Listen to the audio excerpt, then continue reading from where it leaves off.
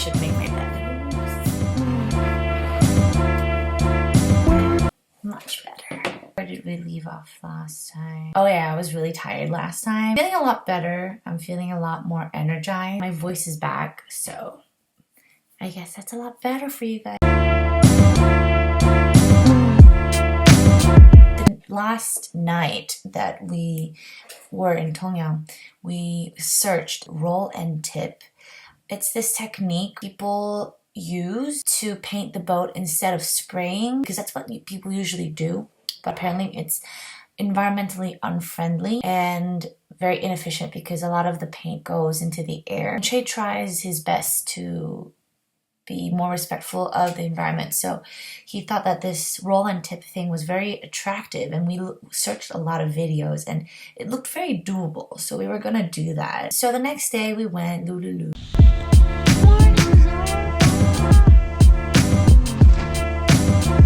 페인트를 할 거예요.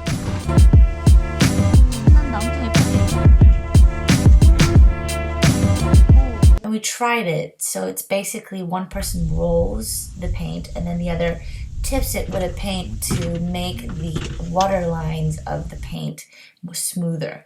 And we did that, and it was supposed to come out as very glossy, so glossy that you could see a reflection on the boat, on the paint.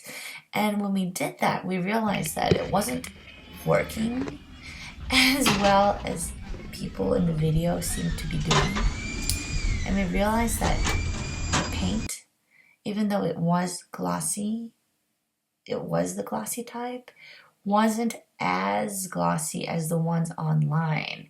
So we decided that we needed to coat the whole boat with this paint, and then Che would order more reflective paint so that we could get the same kind of result, but with more steps. We could have been disappointed, but I've learned how important material was to get the kind of results that we were expecting and wanted. I learned that kind of the hard way, kind of the really hard way. But, you know, any kind of lesson, we are up for that. And then I came back from Tongyeong, and the next day was my Vans workshop. Vans is doing this campaign called Vision Walk.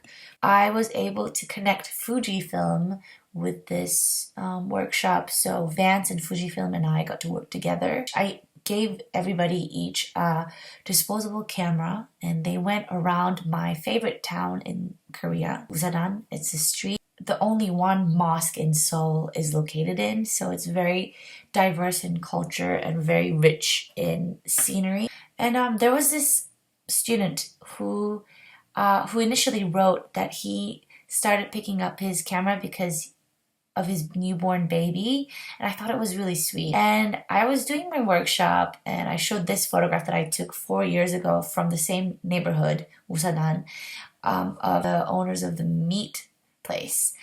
And he started taking a picture of it, and later he came up to me and he was like, "These are my aunts." So I was like, "What?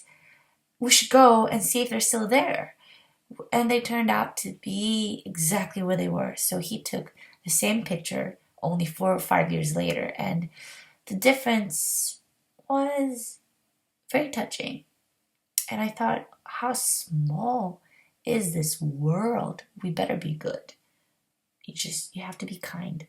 And yeah, here are some photos because I was too busy carrying on with the workshop that I couldn't take the video.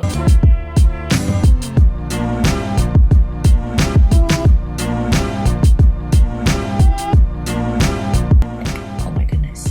Do I really look like that when I'm talking? I hope not. Maybe I should stop talking.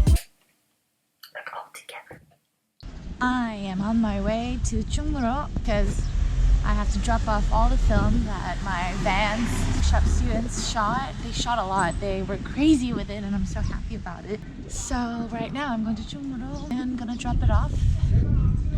This is Chungmuro. It's the center of all photographic activities such as printing, selling cameras, just a lot of photo stuff.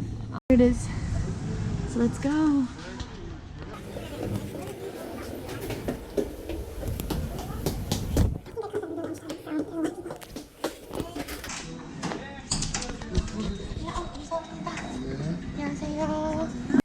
the person at Chungmuro had kind of a hard time trying to, open up all of the disposable cameras, but she endured with me. And it was kind of hard for me too, because I had to number all of them individually, but I got through it and I sent them emails and I got feedback and they were happy with their photographs. Anyway, here are some pictures that the people took.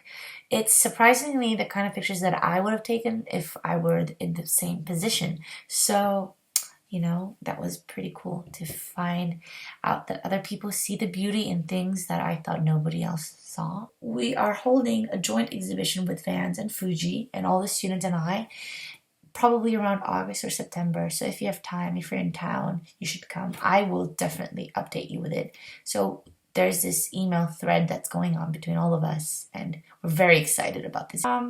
Also, I had some photos of Che that I took when I was in Tongyeong developed. So one of the things that I did while I was in Tongyeong was that I took my TLR camera, which is a super ancient old camera that my art teacher from high school gave to me. And honestly, the first time I got it was, I think that was also 4 or 5 years ago.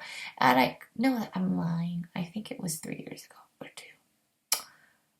I'm getting old, honestly. I struggled a lot.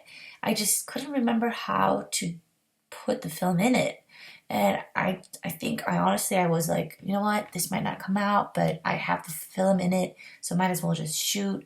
So I was shooting and I was actually having fun because looking through the big TLR camera, and Che was working so hard and there was good lighting and the boat was really beautiful, and it's just, it was my aesthetic. So I had fun shooting and then I forgot about it. And then I, got it developed and the photographs came out amazing.